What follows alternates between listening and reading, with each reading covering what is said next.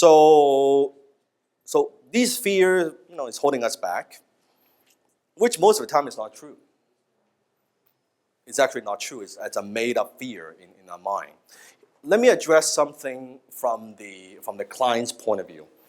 Let's look at the situation realistically and accurately. Okay, not in our fantasy world, but realistically. People will not refer others to you if they aren't confident that the result is going to be positive. Yes? Yes. They're just not going to do it. So think of the last time you refer somebody else. Let me give an example. Think of a time where maybe you refer somebody else to a vendor. And then your friends say, great, I trust your recommendation, and they do some business with that vendor or that service provider, and then they come back to you and say, you know what, it's not what I expected. I paid them thousands of dollars and I'm not getting what I want. How do you feel? You feel like shit? You feel ashamed? You feel kind of sorry? You feel like, right? You're disappointed, you hurt the relationship. Now, your friend who's taking a referral, no, it's not your fault. But it kind of is. It kind of is, because they take your recommendation and they pay this person. So then now you're kind of pissed. It's like, what the hell is my friend? And you go talk to this vendor and say, hey, what the hell happened, man? I send you a client, I send you a good friend, I send you a referral. How come you didn't treat them nicely? Or, I did my best and this and that. Is they a pain in the ass? You don't know. So whose fault? The king of high-ticket sales. World's highest paid consultant. Media celebrity. Multi-millionaire entrepreneur. Acclaimed TEDx speaker. International best-selling author. Dan Lok. So understand that when someone is giving you a referral, it's almost as big as making a purchase. So that's the risk they have to deal with on their end. It's not just a nice to do, send me some referrals. It's not like that. Because who knows how long it took them to develop their relationship? Maybe years. And because one incident, it might affect the relationship. So think of that's the risk they're taking. Can you see why they're hesitant about it? Yes. Can you see why you are hesitant about it? That's why a lot of time, family and friends, that's nice, but if they're not at the best at what they do, just because I know you doesn't mean I'll refer people to you. Write that down. Just because they know you doesn't mean they'll refer people to you. I'll refer people to my competitors knowing that they will do a better job. That's perfectly fine. Nothing. Versus refer to somebody that, I might have a financial interest, I might get paid a referral fee or anything like that, but knowing that they're not going to do a shitty job, you don't want to do that. We don't want to do that. So knowing that's the risk your clients are taking. And that's why they're hesitant. They hesitate. They think twice, and it's not something that they're very willing to do. Think of that in your own life. People ask you. Imagine here at this meeting, that you just meet somebody through the networking, and someone just asks you, hey, I provide ABC service. Do you know anybody who needs ABC service? You're like, whoo, slow down, man. Slow down. That's almost worse than asking for you to buy. Because asking for you to buy, sometimes it's just, I'm at a loss if I made a stupid decision. But if I refer you to somebody else, that's a bigger deal. Does that make sense? It's a bigger deal. Like, how many of you would rather I take the loss than my friend taking the loss? Yeah, it's a big deal. So just knowing that's what we're dealing with. That's why people have this fear, and that's why the traditional referral strategy of asking just for referral, it doesn't work. Because you're going against human nature. Naturally, we don't want to refer. Just write that down. We don't want to refer because it is a risk we don't want to take. Things are happening in my life, things are going well. Why would I want to take that stupid risk? It makes no sense. So knowing, naturally, we don't like to refer. So start with that. Don't assume, oh yeah, I provide good service, people want to refer. No, they don't want to refer. Start with that. I add a lot of value. They don't want to refer. Unless we do something about it. So we have to be proactive, not passive. That's why passive referral, just sitting there and wait, it will never work. Just thinking that you're doing a phenomenal job, and you may do a phenomenal job. Just because of that alone, we get you referral, it's a bad assumption. Does that make sense? Yes. It's a bad assumption. So in order to get referrals, you need to be referable. Like, duh. In order to get referrals, you need to be referable. To be referable, you need to be reliable and able to deliver great service and products. That is the bare minimum. It's a prerequisite. It's a bare minimum you gotta do. If you don't deliver good products and services, forget about getting referrals. That's a bare minimum. I call that your referability factor. How referable are you? Unfortunately, most entrepreneurs, they're not very referable. They're flaky, they do shitty work, they don't keep their promises. Why the fuck would I refer anybody to you? Hello? Just because you ask? You think of the people you deal with in the business world. Just think about it. Most of them, flaky, don't show up on time, don't deliver on what they promise. They just do shitty work. Average, mediocre. And they wonder, how come I don't get more referrals? When I say the bare minimum prerequisite is you do excellent work. Let's start with that. So let's look at ourselves to start with. Are we delivering unique value? Are we delivering massive value? Are we providing exceptional products and services? That's the base. That's the base. How referable are we? The question, it answers the question, can you really deliver on what you say you'll deliver? It's as simple as that. Can you really deliver what you say you'll deliver? And you'll be surprised how many people in the business world don't deliver on what they say they'll deliver. They can't even, like the other day I was having a phone call, and then there was this guy saying that I will call you back tomorrow morning. Can't even fucking do that. They can't even keep a simple promise, say I'll call you back in the morning then, don't call me. They can't even do that. Like, I'm always shocked. Like, how are they running the business? This is how you do business? And you want me to give you a whole bunch of money and to buy your service and buy your product? Can't even return my call.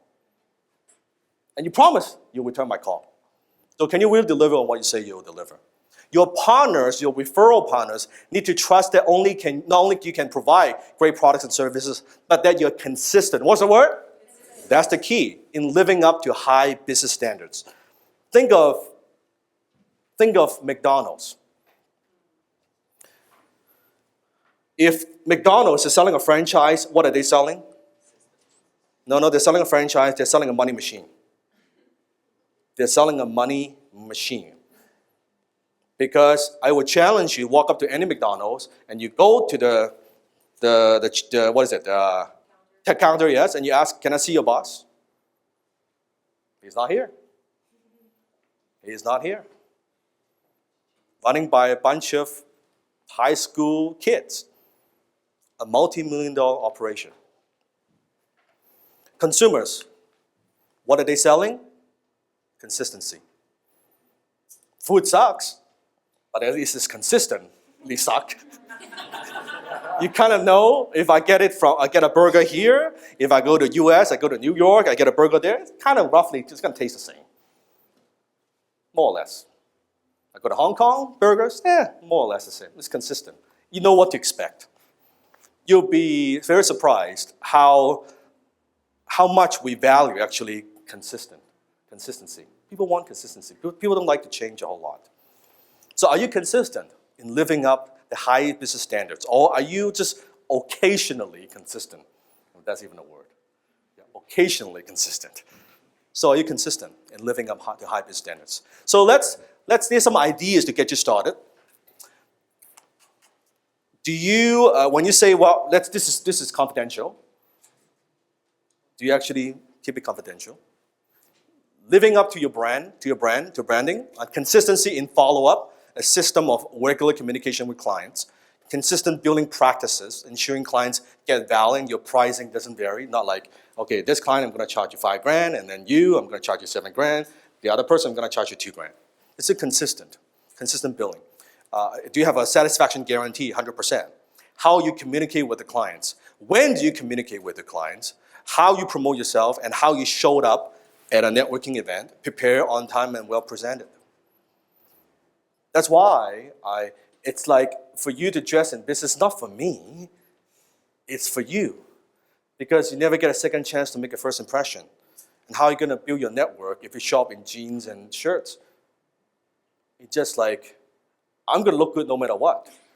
So it's not for me, it's for your benefit. You show up professionally. I'm training you to be prepared that it's very rare that you see me in a business environment that I don't dress in suits. If I'm having fun and all that stuff is fine, casual, I like casual. But in business setting, business. Oh, but Dan, what about Richard Branson? He dressed casual. No ties. Well, that's fucking Richard Branson, okay? Yeah, if you're a billionaire, you can be in your underwear as far as I'm concerned. It doesn't really matter, okay? Until we're not there yet, let's dress in business, okay? It's like people ask me, oh, Dan, do you believe in feng shui? How many know feng shui is? Yeah, it's like how you arrange your home and you attract prosperity and luck. I say to people, it doesn't really matter if you believe it or not. In business, write this down, I always believe I operate based on the principle of the slight edge.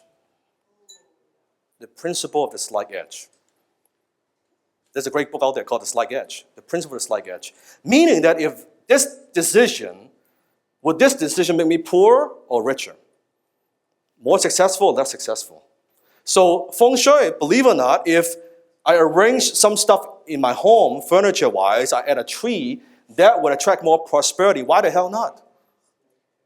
Like, why would you not give yourself that advantage? It doesn't hurt. You're gonna have your furniture there anyway. So it's this way facing that side, not facing that way. Who cares? It's the same fucking furniture. Same room.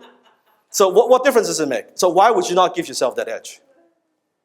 So always about the edge. It's like the other day, just 2 days ago, I was in Indigo. And I saw a gentleman in there. He was in the business section. He was looking at a book. And he's looking at this book. He's like taking a book. He's looking at, I forgot what the book title is, but a business book. He's looking through it and then he's put it back and he was looking around. And I was looking at my books and he pulled the same book again. He's looking through it and he put it back. So I can see he's thinking if he should buy the book. And I was looking at him and said, well, are you like, what's going on, man? Like, are you thinking of buying the book? I said, yeah, but, I think I might get it cheaper, soft cover. It's a hardcover version. I can save a few dollars. Have a good day. That's what I mean. Like, what's the decision? There's no decision. It's a $20 book. Like, what's the decision? Like, it puzzles me when people agonize and they can't make a decision based on a very simple thing. Like, would this give me a slight edge in life and in business? It will. Get it. Do it. Nothing to think. What's there to think about? How could you be worse off? Like the feng shui thing. How could you be worse off? Like, just tell me. What if, but I don't believe in it. I don't care if you believe. Here's the thing. Maybe I believe in it, I don't believe in it, but if I believe by arranging the furniture in a certain way, it brings me luck, that becomes self-fulfilling prophecy, hey, you know what? That's pretty awesome to me. It works for me. Believe it, don't believe it, doesn't really matter, it works for me. That's all that matters. Make sense? Yes. Slight edge. So let's do a self-audit quickly.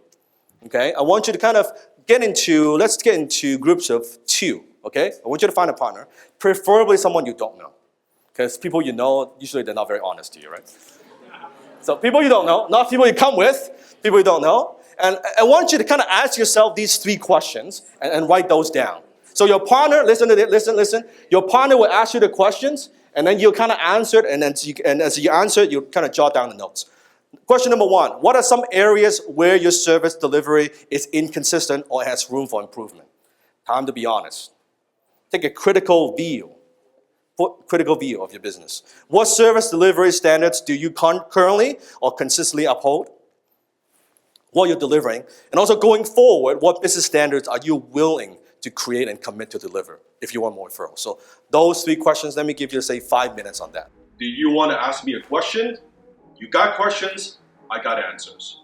Comment below. In the future, I'm going to take some of these questions and make future video based on it. If your question is good enough, I might just feature you in one of my upcoming videos. And don't forget, click on the subscribe button, turn on notification, and click on the bell. In the meantime, check out some of the other videos that I have. Keep watching and keep learning. Come on, click on it right there.